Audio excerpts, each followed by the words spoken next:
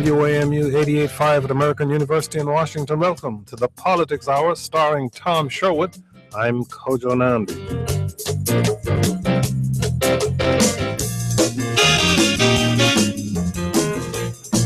Tom Sherwood is our resident analyst. He's a reporter for NBC4 and a columnist for the current newspapers. Tom joins us in studio. Welcome, Tom. Good afternoon. Great, beautiful day. A bit cold, but nice. It is a very beautiful day indeed, and it is cold. Joining us by phone is Donna Edwards. She's a member of the U.S. House of Representatives. She is a Democrat from Maryland. Congresswoman Edwards, thank you for joining us. Thank you. Good to be with you. You too can join the conversation. If you have questions or comments for Congresswoman Edwards, call us at 800-433-8850. You can send email to kojo@wamu.org. Shoot us a tweet at Kojo Show, or go to our website, kojoshow.org, where you can watch a live video stream of this broadcast. You'll be able to see both Tom and yours truly. We've been described as beautiful by people who have actually never seen us, so you may want to look at it for yourself. Going on with questions to the Congresswoman. First of all, how is your shoulder? I heard you dislocated your shoulder. Shoulder's just fine, ready for softball. Were you dislocating that shoulder's, twisting arms, trying to be the chairman of the Democratic Campaign Committee for 2016? Not at all. I was lifting a bike, but very cute. We're also going to be talking about the Democratic Congressional Campaign Committee, but I wanted to get to some general issues in Maryland first.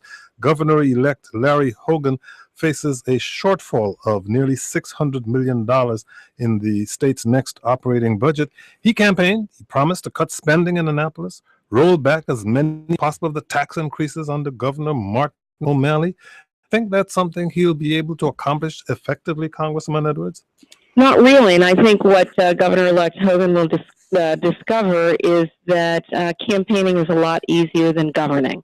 And so there's some tough choices that are going to have to be made, and it's going to need to be done, I think, in close cooperation and coordination with the Democrats who form the majority of his legislature. Majority of both houses in the General Assembly. It's easier said than done, huh, Tom Sherwood? Well, all those powerful members of the legislature and the outgoing governor and the elected members of the Congress, Democrats, couldn't get Anthony Brown into the governor's office. What happened? Well, I think that's a good question. I mean, I think, number one, you have to look at turnout, not just in Maryland, but across the country. And I think as a Democrat, my concern is that we have to figure out a way to energize Democrats, not just in presidential election years, but also in midterms, because we can see what the result is.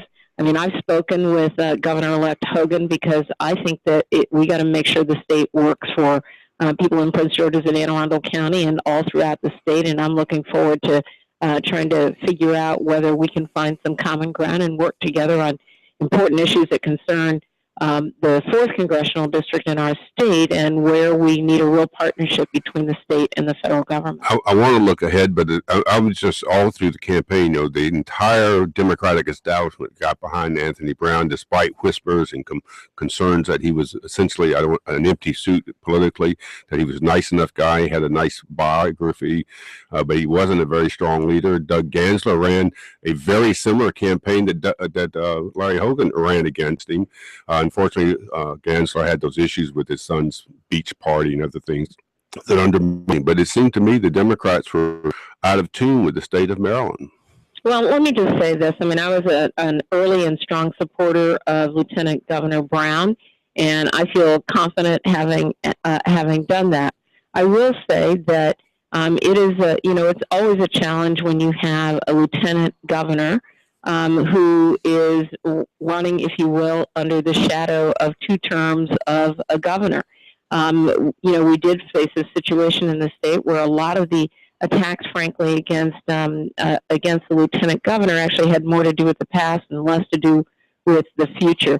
That said, I mean, the voters have made a decision, and so we've got to figure out the future. And I think, it's a lesson learned for us as Democrats that we can't be complacent, and just, merely endorsing a candidate is not the same as getting out there and working the hustings on behalf of that candidate. And so I'm going to put the responsibility, in the hands of the candidate, of the lieutenant governor, but the rest of us bear some responsibilities too, because turnout was down all across the state. I will say I don't think in Prince George's County, if you compare the election for the O'Malley Brown team when they first ran to to this past election, Prince George's County turnout actually was higher than it was in 2006, but it was significantly lower in Montgomery County. And in Baltimore, only 99,000 people voted. Right. And are you a candidate for governor maybe in 4 years? You know what I am? I am. You don't have to answer that. Representing the 4th Congressional District. We expected that answer, but how do you explain what happened across the country? You have been working very hard with the Democratic Congressional Campaign Committee, and yet Republicans not only now control your chamber of Congress, they also managed to take the Senate as well. What do you think happened across the country? I mean, it's one thing to say turnout, but why couldn't you get your voters to turn out? I look, first of all, I think across the country, if you look at the losses that we suffered in the House and put them into some historical perspective, lost between 11 and 15 seats. A couple of these races are still being decided, which is substantially less than the average 29 seats that are lost in any midterm election by a person, by the party in power. And so I'm not celebrating a loss of 11 to 15 seats, but I'm going to tell you something. It wasn't 29 seats, and so I think that we still have some rebuilding to do. We've got candidates who ran fantastic races right up until the end, and some of them are going to put their names in the hat again, and we're going to welcome that. We're going to make sure that we continue to strengthen our incumbents who are in these swing districts, and we must work on talking with our voters, not just between Labor Day and Election Day, but all year round. And I maintain that, and especially as a Democrat and as our, voters who are really, really busy and really stretched in their own lives, we can't run elections between Labor Day and November and hope that we're going to win elections. Let's see if you've answered Libby in Silver Springs' question. Libby, you're on the air. Has Congresswoman Edwards answered your question? Not quite yet, Kojo. Thank you for taking my call. Congresswoman, I think I'm hearing a really positive attitude from you, and I live in the District of Columbia, so party affiliation is not a big deal with elections generally. But stop hanging out in Silver Spring, but go ahead. Yeah, I'm right at East-West Highway, so I think in some ways it's good we took such a shellacking, and I got home and I said, oh my God, we've got, is Maryland going red? I don't think it is, but I think that if nothing else, this should really motivate all of us that tend to lean toward the Democratic and more progressive agenda, so that we really do make a major push for 2016, regardless of who the candidate is, and at the presidential level. And my understanding is at the Senate, that 2016 looks like a good year for the Democrats because a lot of Republicans. Let's see what Congresswoman Edwards has to say about that.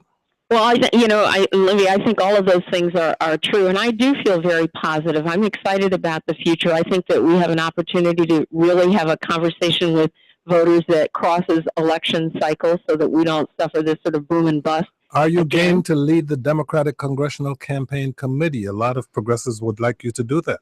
Well, I've heard that, and I've said they've launched a petition on the Daily and she's met with Nancy Pelosi too. This is not some pie in the sky thing. I've worked really hard thus far to try to get Democrats elected to Congress, to try to carry a message on behalf of all of us, our colleagues here in the Congress, recruiting candidates. And I think I'm going to do what my leadership needs me to do, all of us to be successful. That would be a yes. Anything. Well, she's a candidate. Take that as a yes. Donna Edwards is a team player. Yeah, you're a candidate. On a team. Now, here's the deal. Nancy, you've met with Nancy Pelosi. There are like 4 or 5 other persons who've expressed interest in this post. She has not indicated yet, to my knowledge, when she is going to make the decision. Do you have a sense of when we will know? It should be fairly soon, I would think. No, but we also, of course, but we have our own leadership races that are going on to lead our party, and then we'll have a leader who makes a decision. And I think, the leader is prepared to do that after we reaffirm her leadership, which I'm, absolutely convinced will do, and I know that I support. And then she's going to make a decision about what's best for our party and its leadership, and whether that decision is me or another of my colleagues What I do know is that I'm going to continue to do what I've done, which is to support Democrats across the country and get the gavel back in the hands of people who understand the needs of working people across this country. Okay, now let's talk about actual governing with Governor-elect Hogan, who takes office on January 21st. Their issue, he has said he will not make policy decisions or announcements until he becomes the actual governor. But you've got the purple line, which is a federal issue in terms of federal funding that could be affected there. You've got the Democrats and Republicans in Virginia are very excited about the election for one reason. They think they're back in the game for the FBI headquarters with Barbara Mikulski losing her seat on the Appropriations Committee as chair. She will not be nearly as powerful, and Larry Hogan will be a new governor, although be a Republican. They think they have a better chance now, maybe getting that FBI headquarters there. What do you think of that? The purple line, the FBI fight? Well, number one, I think that presumes that the purple line decision is a totally political decision. I mean, I trust that as they have done, that both the FBI and the General Services Administration are engaged in a fair and transparent process. We've got two really strong sites coming out of Prince George's County. We'll continue to be advocates for that. And although I haven't sat down and spoken specifically with Larry Hogan about this, all of our leadership across the board, from Andy Harris through our entire delegation, has been fully supportive of the proposals that Prince George's County has put forward, and we're going to be strong advocates on behalf of our state. And I think that we stand as good a chance today as we did in October of getting the FBI. Now, with respect to the purple line, I heard the things that were said during the course of the campaign. As I said, campaigning and governing are different things, and so I look forward to working with Governor-elect Hogan. I've made a commitment to him to do that. I mean, I'm his member of Congress after all, and I've made a commitment to doing that, and we're going to figure out solutions that make sense for our state and for all of our communities and for our economy. Here is Amy in Washington, D.C. Amy, you're on the air. Go ahead, please. Hi, and the Congresswoman only had a minute left, so please go ahead. Okay, Congresswoman Edwards, thanks for the great job you do. I think the Democrats abandoned us in 2014, this last election. Seems to me they're trying to out-Republican the Republicans. They ran away from Obama instead of expressing the good things that have come out of his administration. And I think that that's part of the problem. Congresswoman Edwards, some people have said the Democrats ran against their base. What do you say? Well, I will say this. I mean, I know, and I don't think that's true in Maryland. I mean, the president came to Maryland on behalf of Anthony Brown. The first lady came here. The vice president came here. Both of the Clintons came to Maryland, and so we put our strongest Democratic foot forward. I think we have to be cautious across the country, and I've traveled all across the country, making sure that we have a message that speaks to the experiences and the challenges facing people who get up every day and go to work. And that has to be a concerted message, and we all have to be on the same message. And I would not say that was entirely true across the country. And I think, I think that there is some truth to not running away from who we are and our values that we share as Democrats. The American people share those. I mean, even things like raising the minimum wage. 4 red states passed minimum wage on their ballot. And so what explains that? So the issues and that we're concerned about rebuilding and strengthening the middle class and growing jobs and opportunity and reducing income disparities are things that resonate with the American people. We just got to talk about it, and we've got to go and talk to voters, register voters, and continue a conversation with voters 365 days a year. It is my understanding that your vote has been called. Is that your understanding also? It has, and I'm listening to the buzzer, and I got to go vote. Okay. Do we have time for one quick question? One quick question. All right. The big fruit basket turnover of staffs and people in and out of Congress. Are you going to get a better office up there? We looked at that, and we're not changing the carpet or the paint. We're staying in 2445 Rayburn. Come visit me. Have a good vote. Donna Edwards is a member of the U.S. House of Representatives. She's a Democrat from Maryland. She has to go vote. Congresswoman Edwards, thank you so much for joining us. And thank you. Bye-bye. You're listening to the Politics Hour. Tom Sherwood is our resident analyst. He's a reporter for NBC4 and the columnist for the current newspapers. Jim, even though Congresswoman Donna Edwards is gone, you wanted to make a comment about what you thought happened in Maryland or to ask her opinion about it. We'll see if we can help you. Jim, go ahead, please. Thanks. Most of the analysts have talked about the lieutenant governor playing sort of defensive, just try not to lose. But when you see African Americans run around the country, there often is this phenomenon where in the voting booth, they don't vote the way they say to the pollsters are going to vote. And I wonder why we've heard nothing about it. When you say they don't vote, you mean voters in general or African American voters? The voters in general. Okay. Not just African American voters. We remember what happened with the Doug Wilder candidacy. Exactly. Vote Doug's name. Look at the situation when the LA mayor, everybody thought he was going to get elected governor. And there's so many of these cases. And it seems like there's a gap in the polls between how they poll versus how African Americans actually run. And it would also be a lesson to us not to play, avoiding losing. Quick question for our young listeners for you, Bill. Say who that mayor of LA was. Oh, Tom Bradley. I'm too old. Tom Bradley.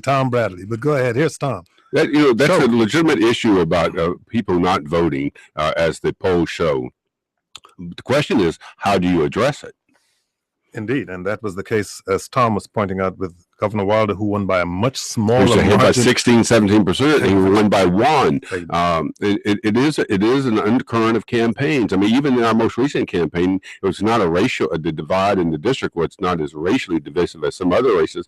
Many people thought that David Catania would get a much larger white vote than he got for mayor than he actually got. That's a credit maybe to Muriel Bowser's campaign with her disciplined campaign, but racial aspects of elections are important, and the undercount is overcount actually in polls, and undercount in that turnout is a pretty serious issue.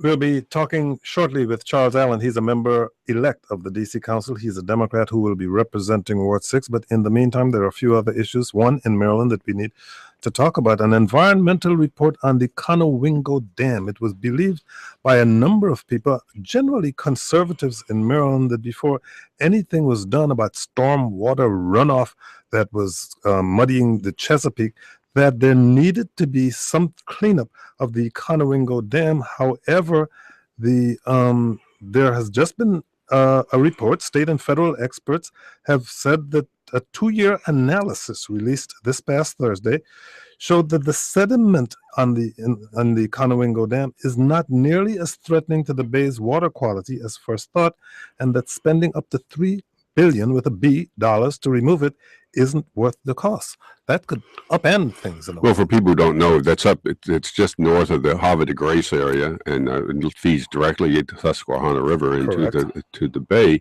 While the sediment itself may not be an issue, the court, and this is the Army Corps of Engineers report. The Army Corps of Engineers has a mixed record on environmental issues like this, and some people would question that. There is an issue though with the nutrients in the water. And I don't want to get too deep here or go too far off the gangplank on this because I'm not an environmentalist activist.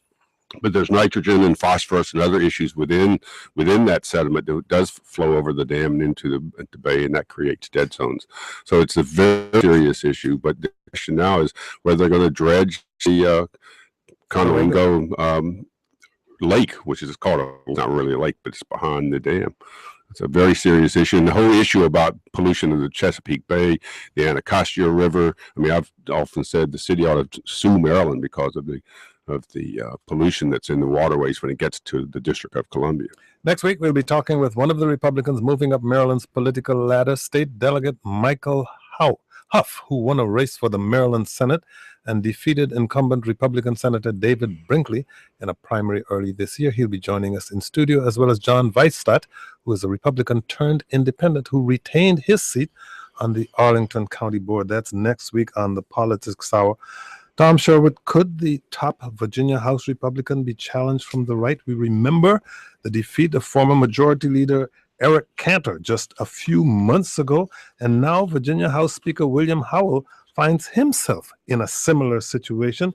Next year, when that election comes around, he will be fighting off a threat from the right. There is clearly some division in the Republican Party in the state of Virginia, even though they did so well in this last election here, almost unseating U.S. Senator.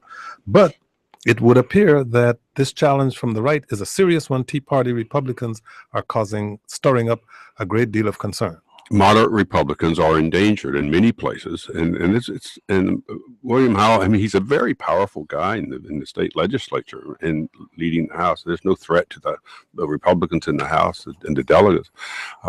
I don't, if you are hard, I mean, I'm old enough to remember the Barry Goldwater and Of course. aggressiveness about being right and being right by being right, and it's such a divisive tearing apart of the party itself when it wants to expand its base. You cannot win an election with the far left, and you cannot win an election with the far right. I mean, it's just one of the constants in our ever-changing politics. And so, to the extent that people who want to organize and get to the conventions, which are where the power is, and the county conventions and state conventions, if they want to play that game within their own party, the Democrats will cheer them on.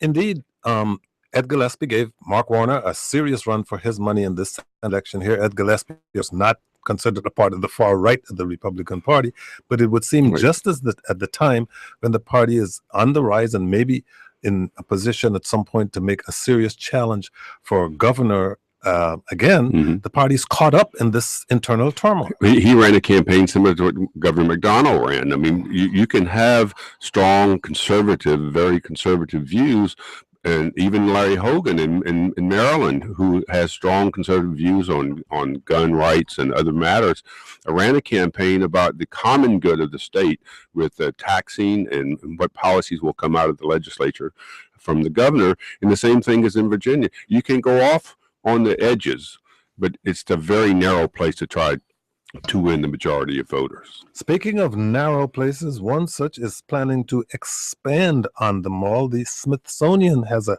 huge plan for the mall. It calls for renovations to the Smithsonian Administration Building, what they call the castle, 2 underground levels of visitor amenities, including a cafe, auditorium, restrooms, according to the Washington Post. The plan has apparently been in the works for 2 years. Construction is not expected to begin for 5 to 7 years. Could take as long as 20 years to complete. But this is huge. What do you think? Well, I was at the press conference yesterday. I was impressed. The scale model was really cool. But tourism is the number 2 industry issue in our nation's capital beyond the government matters. We get 20 million plus visitors to the city every year. Many of them make it to the Smithsonian, except the one day it's closed on Christmas Day. The Edith Hoff, I always say her name wrong, the garden on the Independence Avenue side of the castle. Edith Hop, yes. It's a really great place, but it's only been there since 1986. It seems like it's been there for hundreds of years. And one of the plans is to completely dig out from under the Smithsonian Castle. The Smithsonian Castle has been there since 1855. It has never been substantially renovated. It's been gussied up, but never renovated. There's a plan to dig up completely under it and put an earthquake barrier there, seismic basis, so that it won't have any more damage should we have another earthquake. But that creates a huge space below it. And so I encourage people to go to the Smithsonian Institution's website. I think it's si.org or something like that. It's very interesting, but it's a grand plan. Somebody said we won't see any actual work, as you just mentioned, for 5 or 6 years while it all gets through all the regulatory hurdles. But it wants to bring the Smithsonian into the 21st century and guarantee its future. Be a great visiting place if it gets done. And it's going to be connecting all of those underground spaces, the Ripley Center, the Sackler Gallery, and the National Museum of African Art. Yeah, so those are horrible. I can tell you, because sometimes hard to find. Yes, you start going down those tunnels, you think you're going to a dungeon. Exactly. And it's kind of nice once you get there and you realize that you're underground and there are no windows. Okay, we're now joined in studio by Charles Allen. He is a member-elect of the D.C. Council. He's a Democrat who will be representing Ward 6. If you have questions or comments for him, give us a call at 800-433-8850. Go to our website, kojoshow.org, and watch our live video stream there. You can also ask questions or make comments there. Send us an email to kojo@wamu.org or shoot us a tweet at Kojo Show. Charles Allen, congratulations. Thank you very much for joining us. Well, thank you very much for having us. Nice to be back. And I wore a tie today because I knew you'd be on your live stream. It's Casual Friday with Tom and me over here. Already attacking the media. It's always already attacking the media. You've noticed that. Let's start with a general issue here, because D.C. Delegate Eleanor Holmes Norton has introduced a bill that would eliminate the tax-exempt status of the National Football League, saying it benefits from promoting a racial slur. We all know what that racial slur is. It has to do with the team that plays here in Washington, the Burgundy and Gold. Not quite here in Washington. Well, you're right. They play in Maryland at this point, but they identify They're themselves headquartered in Virginia, Washington, D.C. But it raised the question again of a lot of people do not even realize that the National Football League has tax-exempt status. And I looked this up again. Stephen Brill did a piece for Reuters in which he points out that the National Football League is unique in this respect, that it files for this tax-exempt status under something in the IRS code called 501c6 organizations. Here are the organizations that qualify: business leagues, chambers of commerce, real estate boards, boards of trade, and professional football leagues. Can't imagine. Major League Baseball doesn't qualify. That's The right. National Basketball Association. Why? Why does the NFL have this unique tax exemption, Tom? They're not a nonprofit. I don't know the long history of it, but somebody knew somebody who knew somebody. They got it done, and they want to keep it because it means hundreds of millions of dollars to that organization. Exactly. It does, but I do appreciate that the Congresswoman is continuing to take this fight to the Congress and to wherever we can put a lever of pressure on this. I refer to it now as the Washington football team, and I'm glad to see that she is, whether it's this vehicle, whether it's the trademarking issue, whether it's their future home. Well, those are the issues I think we want to be focused on. I want tax exemption. Well, I want us to stop referring. I would like for us to stop referring to it as the Washington football team. It's not in Washington. It's headquartered in Virginia. Mhm. It plays in Maryland, and it uses our name. We should get some of the profits from that. But it's the Senate. Early last May, 50 Democrats in the Senate, U.S. Senate, wrote a letter saying we ought to do something about the name and urged the NFL to change it. But now no Republicans were asked to sign it. I think John McCain said he would urge the owner to change it, but he wouldn't make him change it. So I'm thinking this introduction, there's a Senate version too. I've forgotten, somebody from Washington State, Maria Cantwell. Cantwell. She introduced it in the Senate. But, with the Senate going to the Republicans, I see this kind of just as a PR thing. It's not going to happen in this lame duck session, and it's certainly not going to happen once the Republicans take over both the House and the Senate. So what good is it other than one day of news?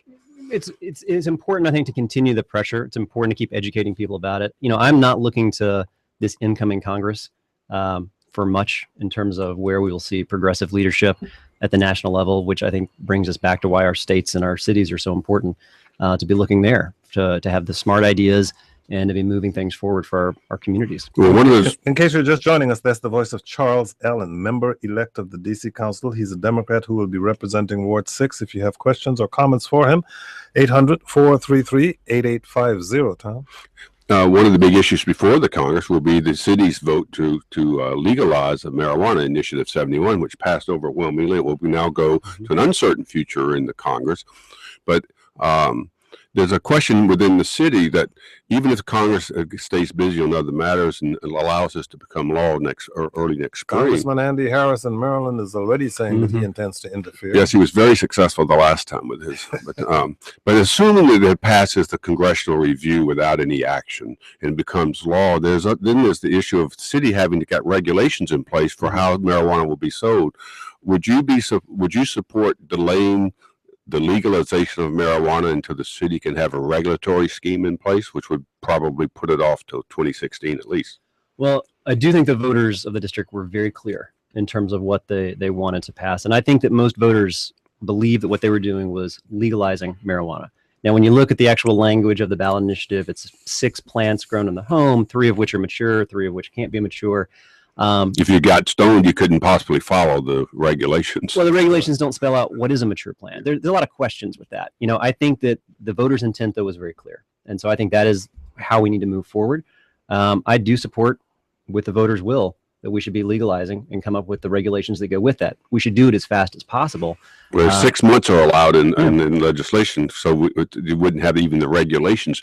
But the law will make it legal once Congress approves. I mean, it doesn't disapprove it, right? I think we've got to have the regulations in place. So if that means a short delay, then I'd be okay with that. But I think we've got to move with a lot of speed. And this isn't a new issue for the council. I mean, the council for the last years has been talking around marijuana policy, from decriminalization to these small amounts being legalized. So it's not like we're starting from scratch with the council. I think that the council will be able to actually move fairly quickly.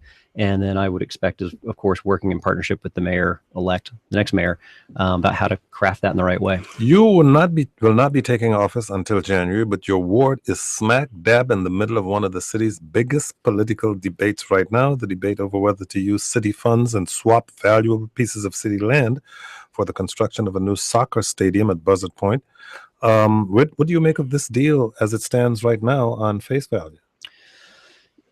From the beginning, I've said I think it presents a great opportunity for Southwest and for Buzzard Point to really create something that I think could be catalytic for a area that is not much more than scrapyards right now. But I've also been very consistent about the things that I need to see to be able to get to yes, which is where I'd like to land. And that is dealing with transportation and traffic and how we connect that stadium. Dealing with the housing, Syfax and James Creek, right next to the proposed site, is very, very important public housing for our city. And that has to be protected. And then, of course, I think that in the same way that we invested in Nationals Park, we also invested in Yards Park. And we created a really dynamic public space along the river that I think brings down just as many people and has been just as catalytic to that neighborhood. We've got to have a public park and a public space investment. You can't just build the stadium in isolation. So those are the things that I've been pushing for. And I think those are all solvable problems. I think those are things that we can do. That's what I want to see in the final deal. The mayor-elect Bowser, council member Jack Evans from Ward 2 has said, haven't said it, but they would like to get this done by year's end. There's 2 more votes between now and end of December. But one of the issues is the Reeves Center. Jack Evans, who's a principal proponent of this, says if people want to take out the Reeves Center at 14th and U, a city office building that's been there since 1986, well, that is the deal. He says making that available for redevelopment is part of the deal. Do you have a specific view that it's okay for you to have the Reeves Center in or out? I think that the Reeves Center is an integral part to making the finances work. So, while I don't have a hard and fast feeling about exactly what the Reeves Center should become, I do believe that the package, it is a deal. And so I think the finances are intrinsically wrapped up within that. There was an acknowledgement today that the $200,000 city council study had overstated the economic benefits of the stadium.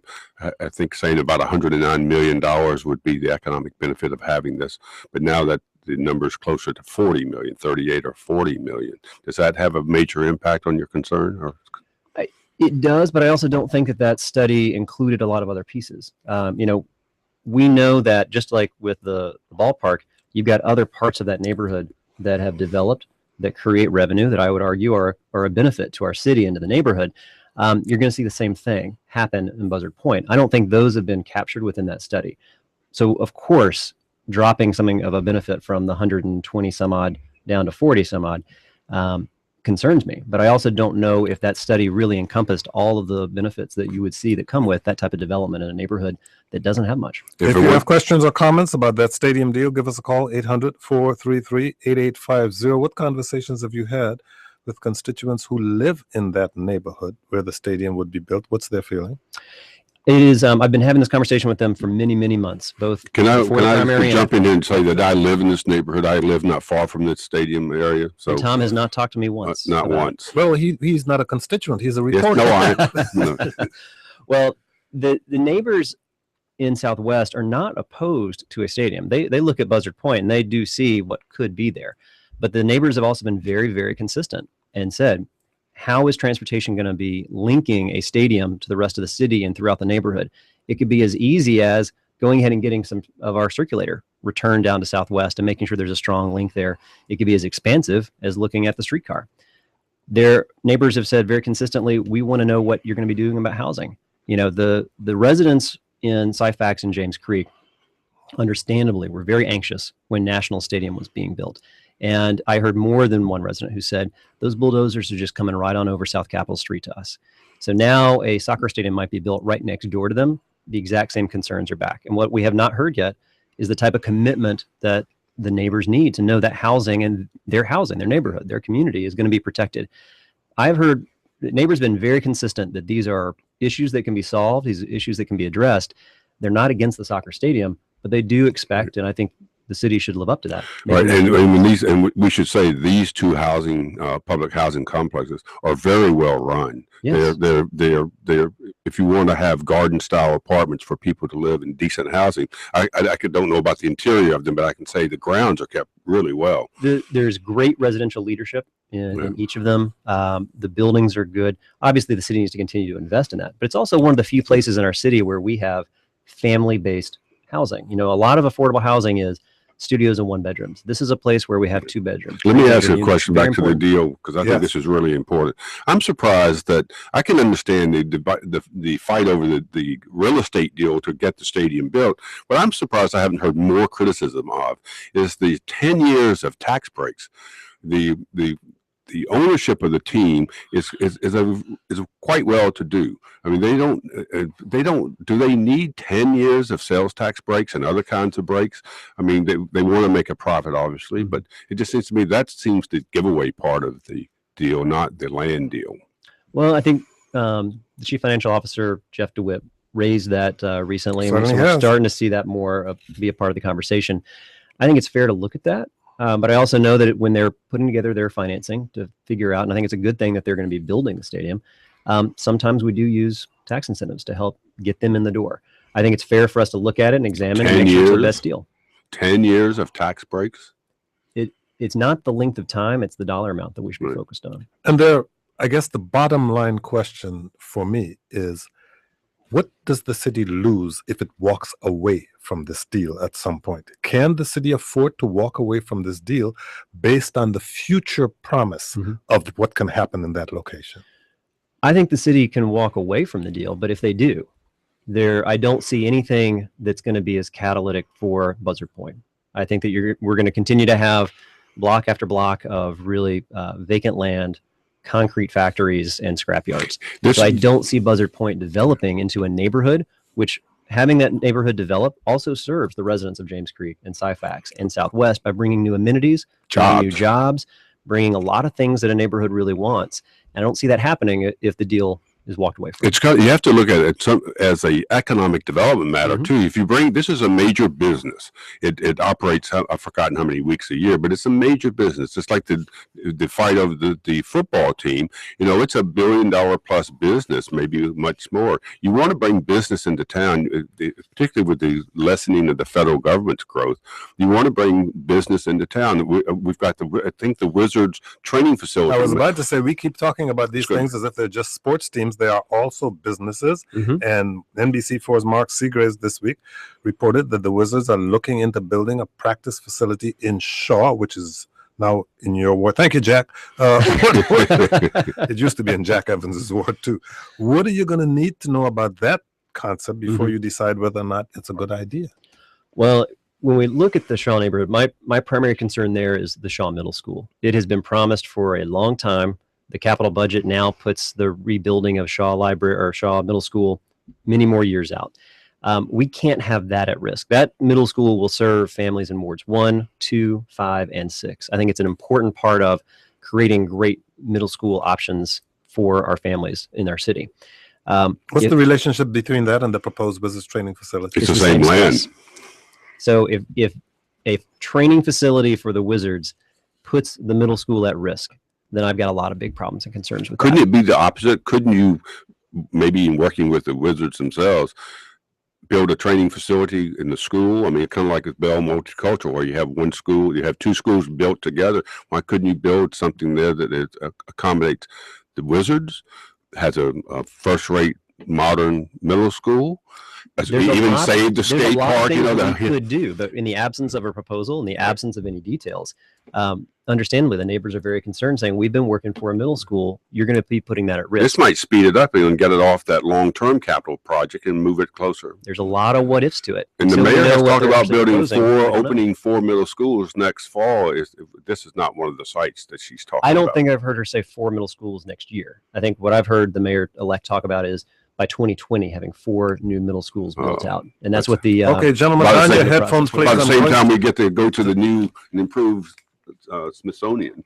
Tom Sherwood, he's our resident analyst. He's a reporter for NBC4 and a columnist for the current newspapers. We're joined in studio by Charles Allen, member-elect of the D.C. Council. He will be representing Ward 6. He's a Democrat. Here is Peter in Washington. Peter, you're on the air. Go ahead, please. Thank you, Kojo. Congratulations, Councilman. Thank you very much, Peter. I'm in your ward. I only have one thing that this whole thing about the research and the stadium and all that. Haven't sorted all that out in my own mind, but I would like to suggestion that as you talk about municipal centers in a city where fewer and fewer people are driving automobiles, that they be planned near metro stops. I'll hear your reaction off the air. Well, I appreciate that, Peter. I think you're absolutely right. And it's not just our municipal centers, but really the growth of our city. You want it to be built out around our transit hubs. And so making sure that you've got strong connections to our metro system, metro bus, all of those different nodes of transportation, very important. I think that is part of when we talk about the municipal center that might be built as part of this in Ward 8, could be also that catalyst, but it would need to be tied with great transit, because we cannot support, as our city is going to continue to grow, we can't just keep adding more cars to our streets. We've got to move people around. Glad you mentioned that, because the individual that you're replacing, the man you worked for, tried to hitch his political identity to the mantra of making DC livable, walkable. What does that mean to you? And is that a mantra that you will also be repeating? I think that one of the things, so former boss, Tommy Wells, was known as Mr. Livable Walkable. And one of the things that I think he has did a fabulous job of is really working across Ward 6 and a lot of the neighborhoods across Ward 6 to really help realize that vision of a place where you've got shops and businesses, you've got your schools, you've got your parks, all within a close distance, and something that you can really have a safe, convenient walking experience or biking experience. Well, what do you think? We've all reported that he is up to be Tommy Wells, the former council member you're replacing. It's up to be the Department of Transportation Director under Muriel Bowser. Surely you would think that's a good deal. Just think he'd have to respond to you. You were his chief of staff. You could call him before a committee. You could grill him. It would be great, wouldn't it? I would love that opportunity. Absolutely. I think the world of Tommy. Obviously, I worked with him for 7 years and got to know him really well. I think he'd be a great choice. That's between him and the mayor-elect, though, of course. I do think, though, DDOT has to have strong leadership. And that's what we have seen, I think, over the last several years. We have seen the lack of really strong leadership there create delays, whether we're talking about the streetcar. We've got streets and intersections that have not been moved with the urgency that I think we need in terms of pedestrian safety, vehicle safety, cycling safety. I've not seen that kind of sense of urgency. And as we are a growing city, a thriving, fantastic city, those are bread and butter issues. And having the right director, having the right leadership is going to be really important in terms of delivering what our residents expect. Well, the extent to which you'll be able to grill your former boss depends not only on whether or not he is in the new administration, but also the position that you ultimately occupy on the council yourself. And that's what Vincent in Washington, D.C. would like to ask you about. Vincent, your turn. Good afternoon. Good afternoon. Any thoughts on the potential overhaul of the council committee chairmanships with so many new members coming in? What committees would you like to be on? What committees would you like to chair? Well, I appreciate it. And thank you, Vincent, for the call. We're obviously going to go through a substantial change with the council. You've got 3 new members coming on January 2nd. A 4th will be coming in the spring. And that's going to make, I'm sure, for Chairman Mendelson, a lot of third of the council. Absolutely. It's a big turnover. And we're also having people who have been chairing significant committees that are no longer on the council. So a lot of change is coming. One of the things that I really believe is that having a committee on education has been very important and a very valuable thing. I think that's given parents a great voice and knowing they have an advocate. I think it's been good for educators. And I think it's been good for the council to have that type of oversight. The chairman has made clear that he doesn't believe that Chairman Mendelson, that freshmen don't always chair committees. I think it's important to be on the community education. There's some concerns that the chairman might reduce the numbers. Some people have laughed at, like, if there are 10 committee chairmen out of 13 members of the council, counting the chairman himself. But also there's a lot to do in a municipal place. But there's some concern maybe Mendelson will just reduce the number. It'll be fewer opportunities for the new members to have a place to actually speak out. I have not heard him say that. I would definitely have concerns, especially around education, if that were to be brought into the committee of the whole. I think we tried it before, and I don't think it worked. I think that having a standing Under Kwame Brown, wasn't it? And Mr. Gray, when he was the chair, brought that in, and I think that is that's going to be where I put a lot of my focus. I think Ward 6 expects that, and frankly, as the father of a 2-year-old about to go into the lottery myself, I think it's important to have that set of eyes and perspective that is helping provide oversight for our schools. Is it going to be a more liberal council? I mean, you're fairly progressive. I think you guys like to use the word progressive instead of liberal. But Alyssa Silverman, who was elected, I mean, it's a fairly progressive. Is there anything you think the council will do, lurch in one different direction than where it is now? I'm not sure. The city's in pretty good shape financially. It's just not everyone sharing, as the mayor like to say. I do think I'm really excited about Alyssa joining the council. I think that she's going to be a great at-large council member. Was just talking this morning with Brianne in Ward 1. I think she's going to be a great addition to the council. I think that we're going to be a progressive voice, and I think there already is a progressive bloc on the council. I think when you look at Kenya McDuffie, you look at David Grasso, you're looking at younger leaders who I think we share a set of values and a perspective. And I think one of the things that we are going to continue to work on is how, as a city or as an elected body, we are helping restore that public trust and public confidence that's been broken over the last several years. Here's Carolyn in Washington, D.C. Carolyn, you're on the air. Go ahead, please. Hi, Kojo. I was just curious. I'm a resident of Ward 6 myself, living more on the RFK side. And in all of the conversation that's been occurring over the past week about the new soccer stadium in Buzzard Point, there's been a lot of talk about what's going to happen to that location, as well as what the departure of RFK is going to do to our neighborhood. I appreciate it, Carolyn. And I live at 16th and D Northeast, so I'm not too far away from RFK either. And I think that there's a lot of question marks about that. We have not heard the city really lay out a plan. One of the things that I've really been pushing for and will continue to advocate for is when we look at the site around the stadium, and this is what concerns me about having a professional stadium that's only used 8 days out of the year, is the parking that has to go with something like that, or that has at least traditionally gone with something like that. I think it is a immense waste of space that we have along the Anacostia River that surrounds RFK. And we've got a fantastic proposal out there called the Capital Riverside Youth Sports Park that would create field space, athletic space, green space. It would really serve, I think, not just Ward 6 and Ward 7, but really the entire city. And as well be right on the river. I think it'd be a fantastic use of that space. And then, of course, to the south, we've got a lot of work we have to do around Reservation 13. It's where DC General is and all of that spaces. Yeah. Well, go ahead. Is it possible? And again, Jack Evans has said he thinks as an economic generator for the city, he thinks all the professional sports teams ought to play within the confines of the District of Columbia.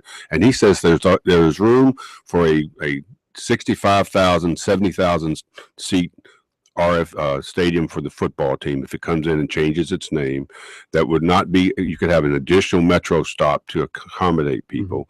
It would not have to be a sea of parking spaces, and you could have the local sports facilities, open space. You could have the team there, a new hotel, a kind of a real economic generator there.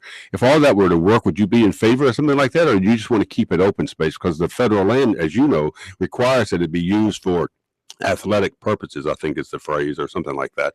But you could do all of that and still have plenty of room for the people up there who need more playground space, more open space. I think you could have a multitude of uses on that site. I'm not wed to one specific piece of it, but again, as we talked about earlier with a practice facility, there's a lot of what ifs. There's a lot of things that if you had a magic wand, you could do. What I'm concerned about is the type of facility that you have to build for a professional football team. And I really don't believe Dan Snyder is going to be sharing a building. To build that out for 8 Sundays a year, I really just don't think is the best use of that space. It's something that concerns me a lot. Okay. The Committee of 100 sued this week over the potential expansion of the CSX rail tunnel in your ward. Where do you see that headed, and what are your concerns about the next steps in the process? Yeah, this has been ongoing for quite some time now. The federal government had released their record of decision, which is what's clearing the way now for CSX to start the permitting process. The Committee of 100 had filed the suit. I haven't actually read the suit, so I don't know exactly the particulars of what their suit is outlining. But I know that it is not going to be resolved tomorrow or the next day or the next week. It's going to be something that goes on for quite some time. And we're really trying to find that balance between what do we need from a rail capacity standpoint to help serve the city and the area, as well as what is fair to the residents that are going to be facing this type of construction. One of the things I have not seen that has been dealt with within the record of decision or elsewhere is the movement of hazardous materials right through a neighborhood, and in particular through a construction site. That concerns me a lot, and it's something that I'm going to look for within the suit that is going to play out on its own, but where, as the council member, I might have any ability to influence that. There's no immediate benefit to the people who live there. Some of them are living in $800,000 houses and up, and some are very poor people who need access to Capitol Hill. I've done several stories on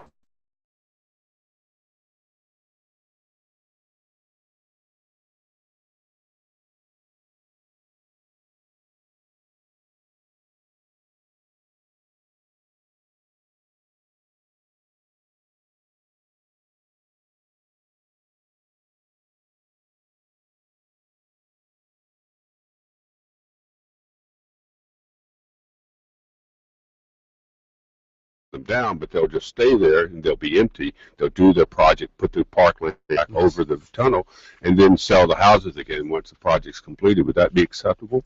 I have not heard anything about them purchasing homes like that. I would say, though, that, and this is to the neighbor's credit, there is no open trench with construction. That is something that they have really pushed on. I've pushed on, and others, that you can't have construction go with an open trench. And well, so how else would they build the tunnel? There's not going to be trains running through an open trench.